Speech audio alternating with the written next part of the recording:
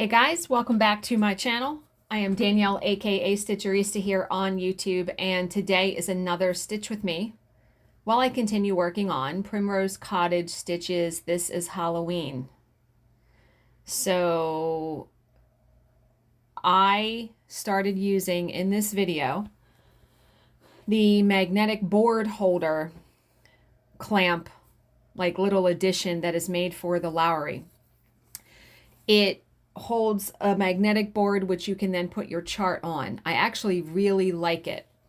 I do wish my chair, my recliner, was a little bit higher because my pattern is so big, it's very tall. Like when I get to the lower levels or the lower rows of that pattern, it'll be a little bit easier to see it. But I really like it. So if you watch my cross stitch vlog on Saturday, I kind of show how I reorganized my setup over there. Because remember, I had the music stand that I had the chart on initially. And I decided to buy the magnetic board thing, thinking of a retreat. You know, when I go to a retreat, I can have my pattern, you know, up there just like that. So yesterday, I was supposed to have a deposition of Elon Musk. Yes, that was the person.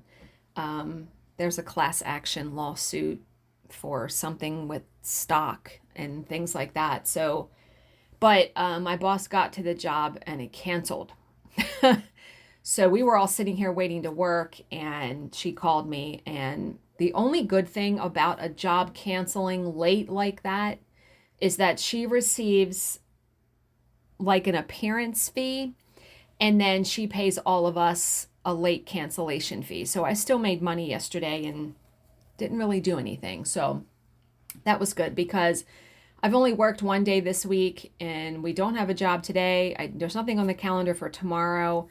Next week is filling in. We have 3 days on the calendar next week so far, but then the following week, we only have one day. We're doing the arbitration one day on the 20th. And then I'm pretty sure I'm going to have off like the rest of those days that week. So, because she's on vacation. She's going to Oregon with her husband. So, yeah, I'm going to have some time off and I'm going to enjoy it. Absolutely. Because as we approach November, many dates for the arbitration in November and December. So, and you know, when I don't have a job for my full-time job, trust me when I say I'm still a busy bee. Doctor appointments, house stuff, doing extra stuff for the channel, just a myriad of things that I take care of in the course of a day that when I have a job for my full-time job, I'm just trying to fit all of that stuff in early in the morning. So this morning I got up and did our banking, did the house stuff, all of that.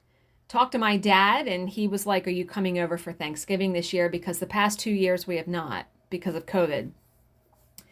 And I said, yeah, we're coming this year. So he was like, okay, I'm glad you told me, or I'm glad I asked you right now, because he heard on the news that there's going to be a shortage of turkeys this year. He said, I'm buying a turkey this week. Okay, freeze it. That's fine. You can do that. And, you know, I feel like when the news puts stuff out like that, that it's going to cause a shortage because people are going to panic. And then people are going to be buying those turkeys, and then there is going to be a shortage. Kind of like when COVID started and the toilet paper fiasco. Like, yeah, you know. And trust me, we wound up having plenty of toilet paper. It was never a problem. So I talked to him for a good long while. And then my stepfather had beeped in, and I didn't answer his call when I was talking to my dad. So when I got off the phone with him, I tried to call him back. He didn't answer. I mean, he's at work, and he had texted me. So my stepfather works at Johns Hopkins. He helps repair like the equipment that is used in operating rooms. And on the weekends, though, he is a drummer in a band. So they are playing at this craft festival thing at this church that's about a half hour away from us. And he said, your mother really wants to go, but she doesn't want to go by herself. Do you have any plans? Would you mind going with her? So we're not doing anything on Saturday. And the festival is from 10 a.m. to 3 p.m. And my stepfather plays in his band from only 12:15 to 1:45. So like an hour and a half. And what's nice about the festival is I was thinking to myself, ooh, maybe I can get some Christmas presents because, it's a festival with people setting out stuff, craft stuff, all kinds of stuff. Make sure to bring some cash for sure. And there probably will be food and drink. And so I called Bill and talked to him for a while and was like, hey, I'm going to do this with my mom. And I said, you're welcome to come if you want. And he doesn't really care for stuff like that. So he was like, no, go do what you got to do. Because, my mom does not ask very much of me. She doesn't ask me to do a whole lot for her. So when she wants to do stuff like that, and if I don't have plans, of course, no problem. Like I don't have a massage that would tie me up, in the morning from 9 to 10:15. So I messaged her and said, Chuck called me, said that, you wanted to go to this. And I said, well, it starts at 10, but why don't I pick you up at 11? That way we'll get there about 11:45. He doesn't start playing till it's 12:15. It's 12 something. I said it'll give us a little bit time to walk around, find where he's at. And then after he's done playing, we could still walk around the festival depending on how big it is. It's at a church, so I'm guessing it's not that big. It's probably in the parking lot, right? And it's supposed to be decent weather. I mean, it's supposed to be like a high of 74. So that'll be nice weather to walk around there and do that. And I don't mind driving. My stepfather was like, oh, well, maybe, you guys can all ride with me. And I'm like, well, what time you got to leave? He goes like 10. I'm like, no. I said, I don't mind driving. I'll drive. It's no problem. Because I'm guessing my mom probably doesn't want to drive there. As she's gotten older, she doesn't like to drive, distances like that. And especially where she doesn't know where she's going. I'll put it in GPS. I don't care. I'll map it. Doesn't matter to me. So doing that on Saturday. And I figure I'll be home by like 3 o'clock. So it doesn't take up your whole entire day. And two birds with one stone because my stepfather's birthday is next Wednesday. So I already have his present. He usually tells me something he wants. He usually wants a book. So I got him a book that he wanted. I wrapped it last night. Already had the card. So killing two birds with one stone because I will be able to take that over there when I go Saturday. Because his birthday's in the middle of the week and I'm working. So I don't know when I would get over there. Okay. So then all those phone calls. And then I decided to switch my cross stitch project from my artisan design lock scroll rods to my handy clamp rods. And I'm really glad I did because, man, it is drum tight. And I will be showing that in my cross stitch vlog segment that I filmed today. But yeah, I stitched last night and watched another Lifetime movie. And I watched another episode and a half of that Midnight Mass show. Holy moly. I literally say, like, what the fuck, like 5 times an episode. And this, oh my God, it's just, I can't even, oh my God, it's good. I like it. It's really good. It is wackadoo. Like, it's out there. So, yeah, cuckoo crazy. And so I watched some of that and then went to bed.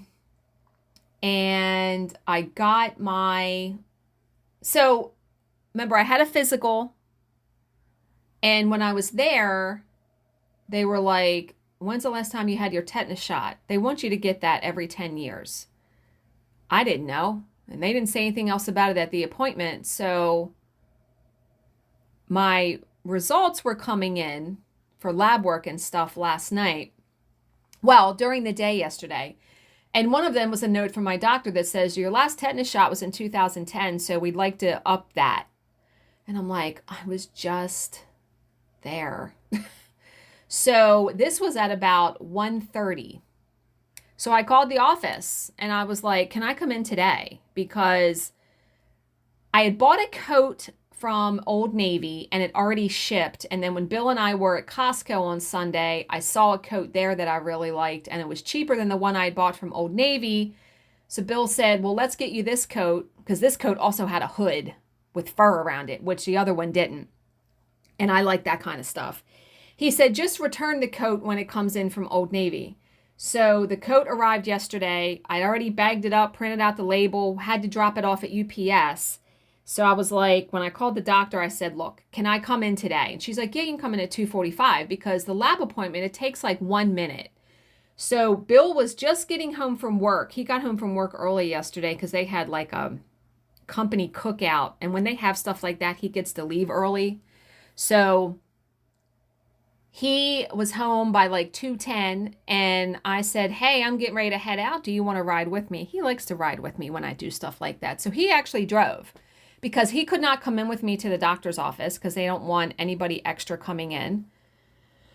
Not that he had to come in with me anyway, but so we went to, I got my tetanus shot and then the UPS store was right next door. So just ran over there and then came home and we sat downstairs. He was tired. I was tired. So we sat downstairs. We watched the finale of Bachelor in Paradise.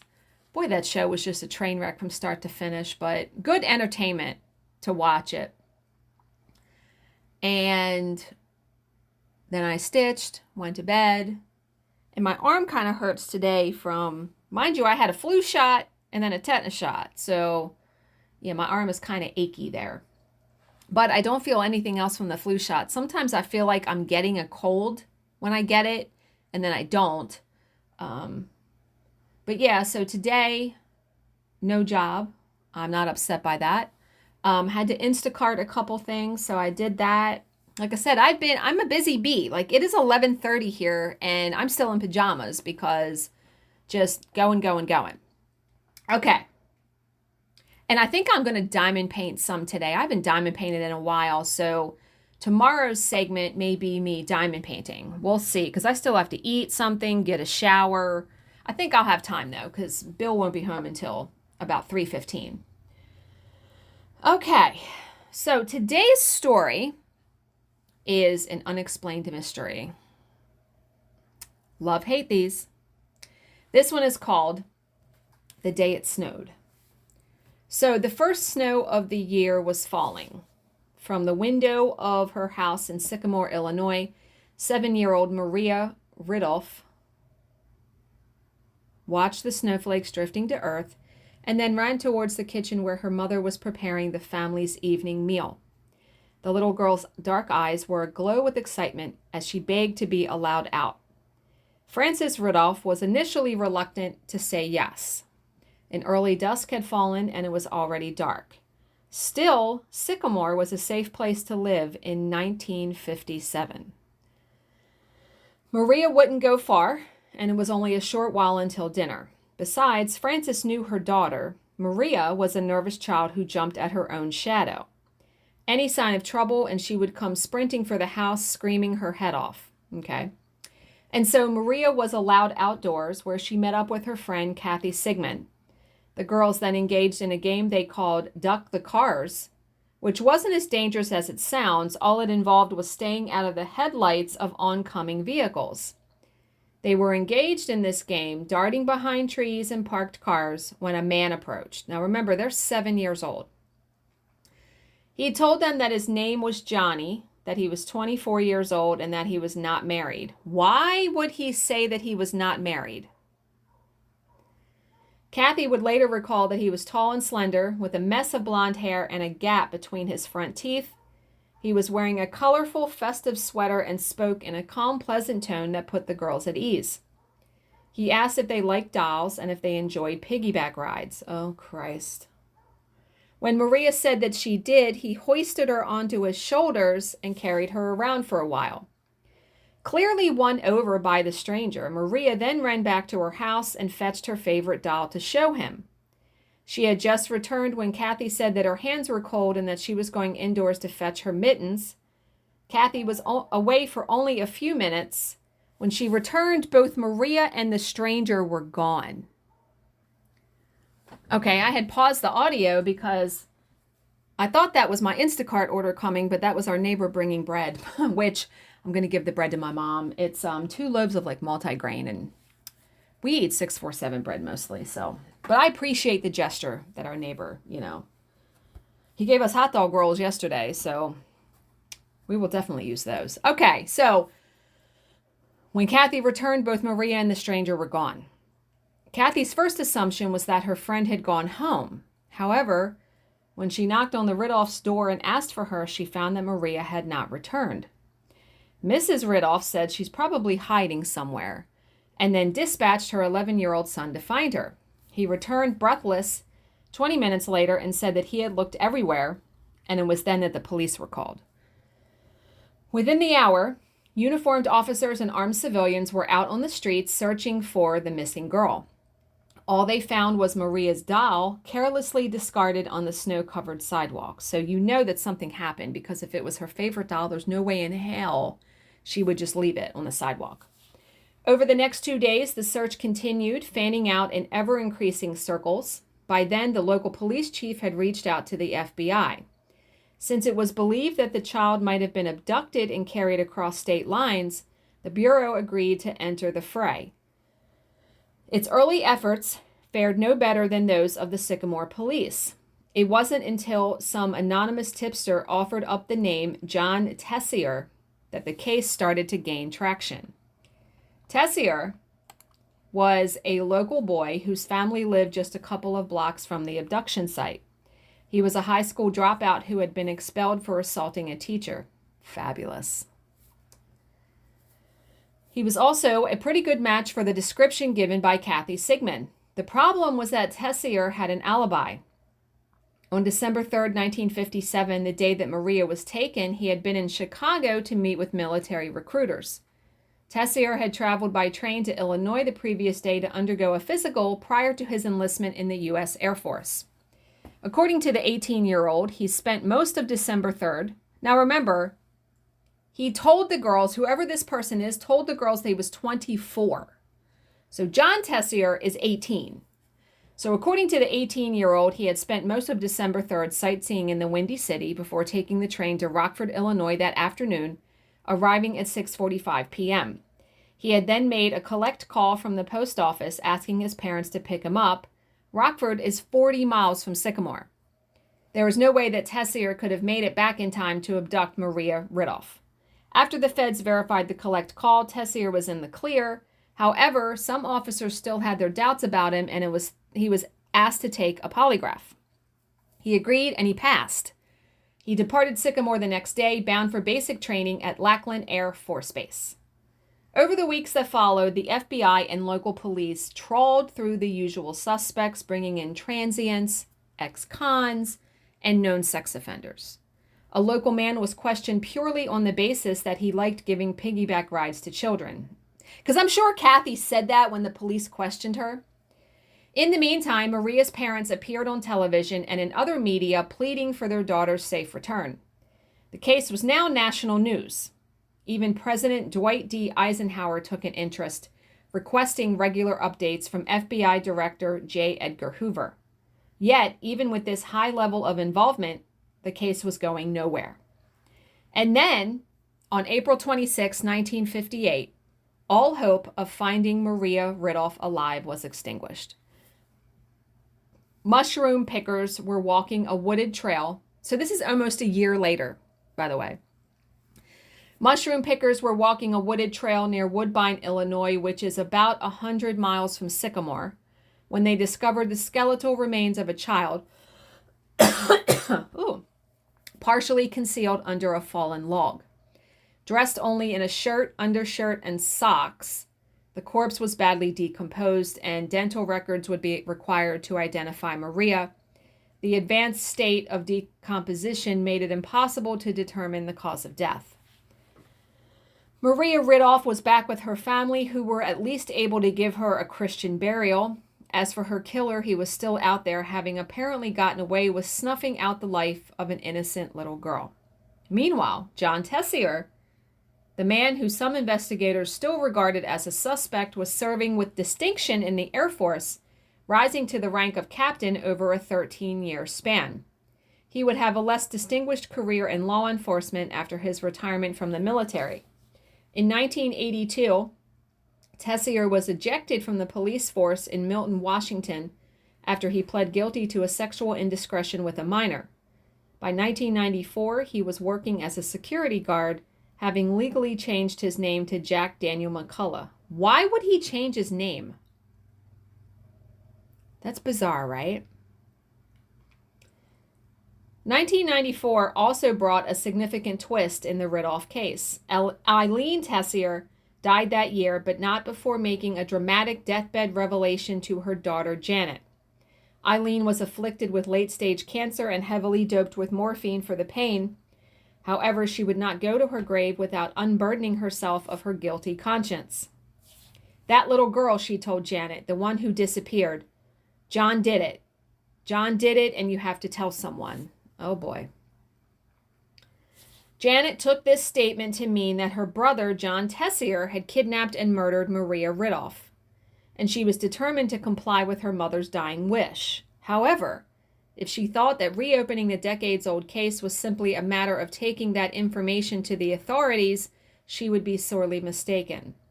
For the next 14 years, Jesus Christ, for the next 14 years, Janet tried to get law enforcement interested and was rebuffed at every turn. It is a testament to her resilience that she kept going. 14 years. Finally, in 2008, an email to the Illinois State Police did the trick. The message was passed on to the cold case unit, who decided to do some background checks on Jack McCullough / John Tessier. And what they uncovered was troubling. Tessier's sister, Jeannie, told investigators that John had sexually molested her as a child and had also abused other young girls.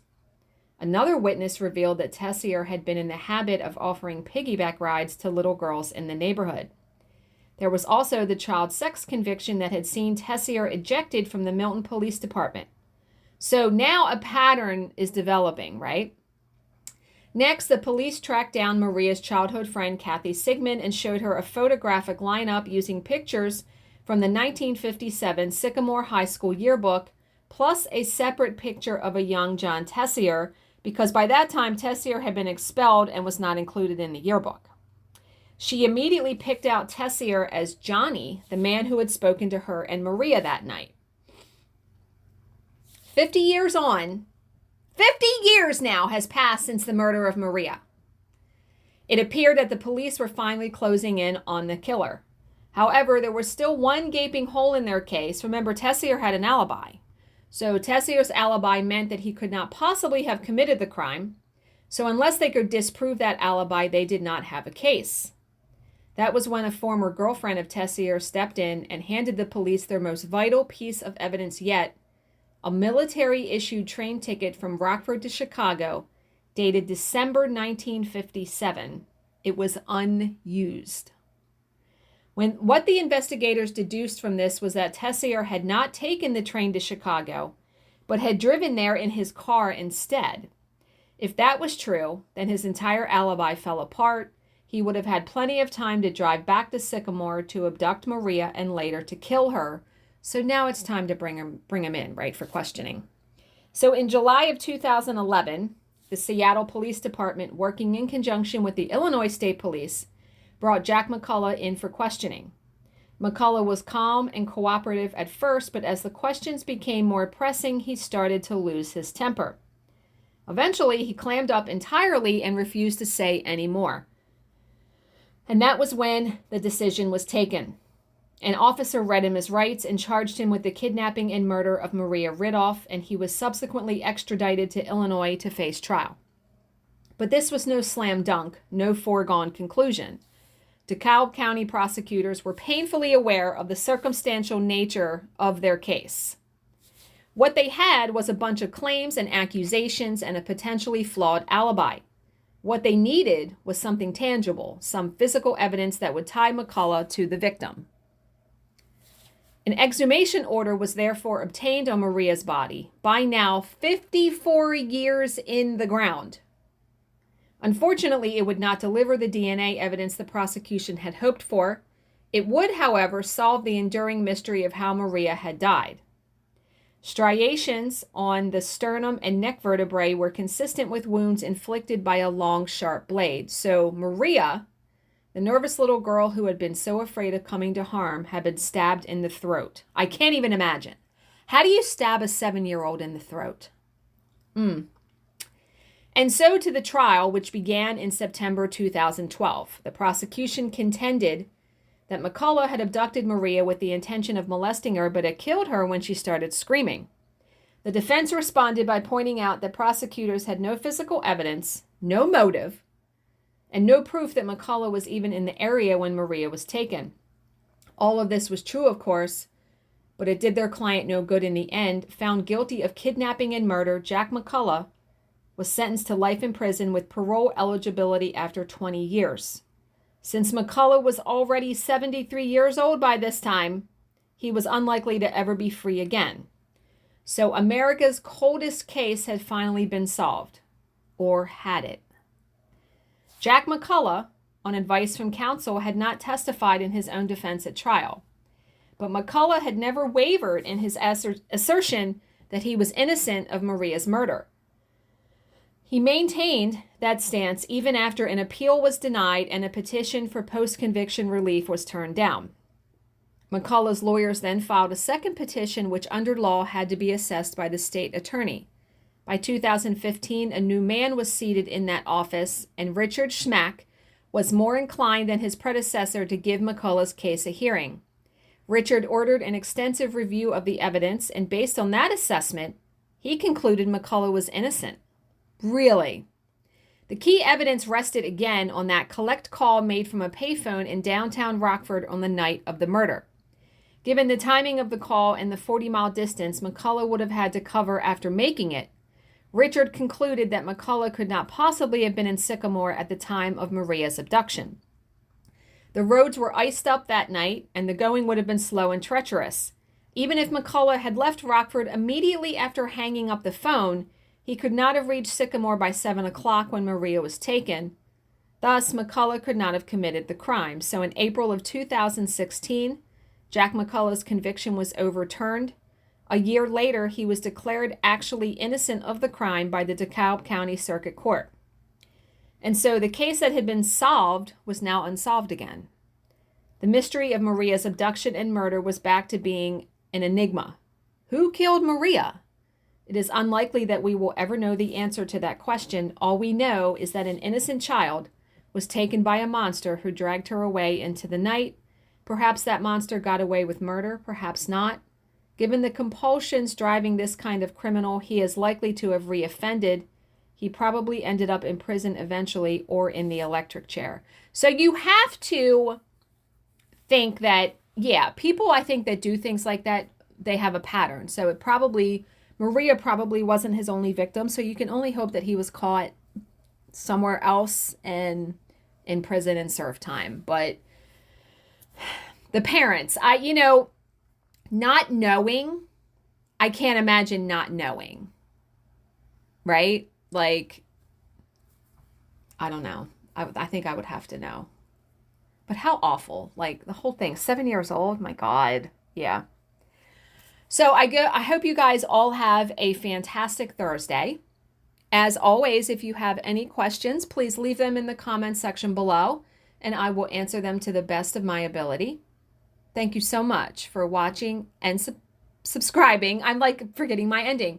And I will see you in my next video. Bye, guys.